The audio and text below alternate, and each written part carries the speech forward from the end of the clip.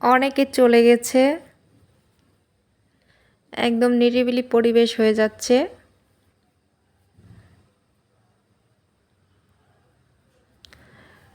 কিন্তু ঢেউগুলা ওরা শান্ত নাই, সারা দিন চলতেছে, ওদের মতো ওরাই চলতেছে। দেখেন ওদের কোনো আর বিশ্রাম নেই। তো আল্লাহর কি সৃষ্টি, তাই না?